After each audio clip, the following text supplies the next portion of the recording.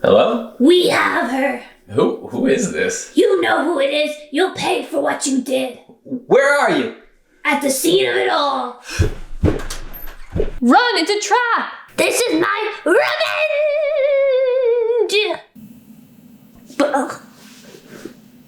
No! Today we're going to be covering the Fringe Sport Midas Revenge Bar, which is a multi-purpose barbell that sits somewhere between a general purpose bar and a power bar. So in this video, we're going to compare it to similar barbells, but also there are some unique characteristics to this thing that make it stand out on its own. We're also going to test the durability of these sleeves since it's a new coating material we're seeing on this barbell as well as other barbells now, and we're going to address a pretty major issue I'm having with this bar, because I don't believe in recommending something I haven't tested thoroughly. Though, as our Instagram followers know, we've had this thing for a while. So let's get into it. Let's cover the specs on this thing real quick so we know what to expect from it. It has a 190K tensile strength and a shaft diameter of 28.5 millimeters, and it weighs 20 kilograms or 44 pounds, which actually makes those specs basically identical to a Rogue Ohio bar, or most multi-use bars, even down to the bar length and the loadable sleeve length. Where this bar is going to differ is going to be on the finish and the knurling. It's got a black Cerakote finish on the shaft, though I'm fairly certain this Cerakote finish isn't actually applied by the company named Cerakote, but I'm sure it's in the same exact vein, which means it's going to be a ceramic finish that's applied to this, and typically Cerakote is a very durable finish that should last a long time on a shaft, and I'm sure we all know the importance of having a shaft that lasts versus putting that Cerakote on your sleeves like on my Ohio Power Bar where it's going to grind down some. The Cerakote finish on my shaft isn't that smooth, which I don't think's intentional, and it's also why I don't think the company Cerakote applied this. Theirs is always very smoothly applied. These sleeves are coated in a gold-colored titanium nitride, which is another very tough finish, but I'll be interested to see how it holds up versus my Ohio Power Bar with the Cerakote sleeves. Now, so far it has beat my expectations, but again, it hasn't been used and abused like this thing has been for a long time. But later in this video, we're gonna beat it up and abuse it so we can see how it really holds up. My sleeves have a few imperfections on them, and it's definitely something that was there out of the box or out of the cardboard tube, I suppose, and it's under the finish, and it might just be that the finish is so bright and that's why I notice it. It's nothing that affects performance, but it's definitely something I noticed. Fringe calls the knurling a moderately aggressive pyramid knurl, but knurling's kind of hard to quantify. It's not like there's a rating system for it where a 1 is like a lubed up shaft and a 10 is the girl from Teeth. Maybe that knurling rating system's a little bit extreme. It's not passive like an Ohio bar or aggressive like an Ohio Power Bar, but really knurling is kind of relative. An Ohio Power Bar is going to feel aggressive too until you try an Ohio deadlift bar, then that's going to be aggressive. So maybe instead let's use cat tongues. This would be 0 cat tongues, not aggressive at all, passive. This is a 1 cat tongue knurling.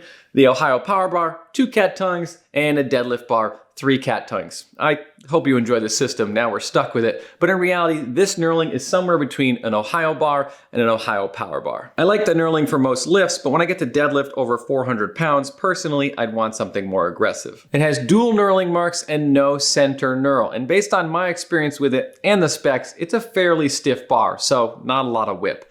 And Fringe does have the coolest end cap game in the business, and these things are awesome. Honestly, I kind of wish they would just sell them separately so I could collect them. It has 4 bronze bushings in it, which are really low maintenance, great bushings, but honestly, straight out of the box, you can tell this thing does not spin right. I'm putting some physical effort behind this, and it's not going anywhere, and it's kind of getting hitched. Versus an Ohio bar, which has decent spin, but it's not known for spinning, this thing is spinning better than that, and I know they call it a slow or moderate spin, but I'm used to Fringe and their Wonder Bar, and that thing really spins. It's great, so I could tell right out of the box there's something wrong with this thing, so we're gonna take it apart and see what the hell is going on. Rather than spend a lot of time on the process of disassembly, it is pretty simple, but it's a topic we've covered in our barbell maintenance video, though I will warn you if you watch it, there's a lot of innuendos. I went a little bit overboard. So anyway, I'm just gonna take this thing apart and see what's wrong.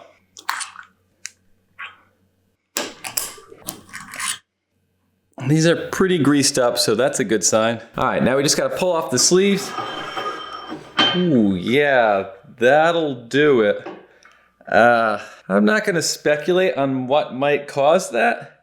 I'm just going to reach out to Peter Keller, the owner of Fringe Sport, and see what they say. I guess we'll be delaying this video a little bit, huh? I did reach out to Peter Keller and he explained to me that somewhere along that manufacturing process, in an early kind of limited run, there were some of these bars that they didn't apply the rust prohibitor to. So they've rectified that situation. It's not a problem anymore. By the time you see this video, it's already been fixed. But what they're doing is they're reaching out to all the customers that would have been affected, and they're going to replace those bars free of cost. And Fringe actually has the best warranty, in my opinion, in the business, or one of, which we'll talk about in a minute. I'm really not surprised there, but I did want to make sure we knew what was going on so anybody interested in this video realizes this is not what you're going to get. What I'm going to do is I'm going to clean these sleeves up so we can see how it should really spin, and then we're going to beat the living crap out of this thing to see how good these sleeves really are. I cleaned the sleeves out. There was just a little bit of surface rust in there that was getting in the way of the spin. As you can see now, it spins pretty cleanly.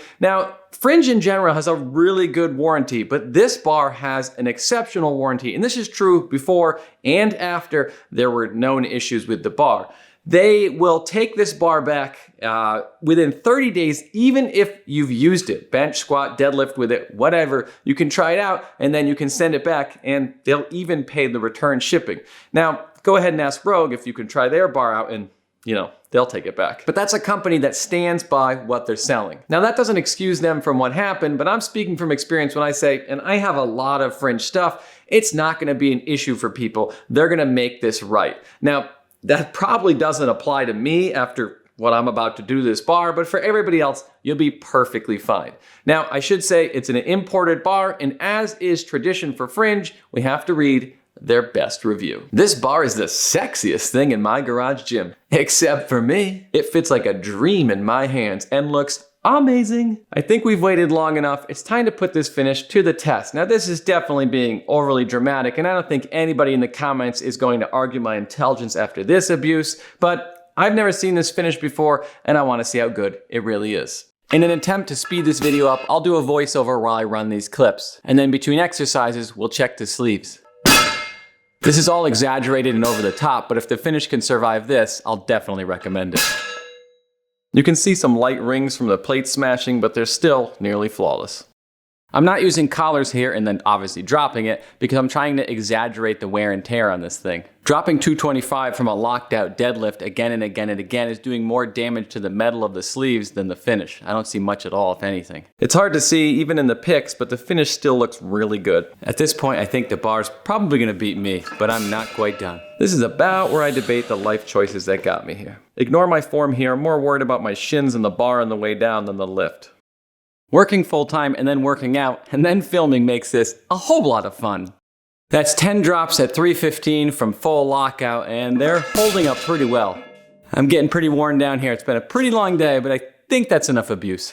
I think I did more damage to the stall mats than I did the bar. I'm trying, guys, but I'm telling you, these sleeves are holding up much better than I would have thought. It's getting pretty late now, so I think the first thing that people are gonna look at when they look at this bar is they're gonna look for comparisons. And there are some bars that look similar, but none that are exactly like this. There's two from Bridge Built. There's the Clydesdale, which is a powerlifting bar, so 29mm diameter, a center knurl, and more aggressive knurling. And there's the Workhorse, which is their general use bar, and it's closer to an Ohio bar. And while they're American made and have a Cerakote shaft, that is a zinc sleeve, and that, in my experience, tends to wear away much quicker than most other finishes. Now, Bells of Steel is coming out with their industrial line. It's in Canada right now, but it is on its way to America. So I do think we'll be seeing more titanium finishes on bars in the future. And if you've been following along with us on Instagram, you knew this review and those Bells of Steel bars were coming. Now, I'll be honest, I thought I was gonna come in and just beat the crap out of this bar and tell you that the sleeve, that titanium nitride, was a gimmick, but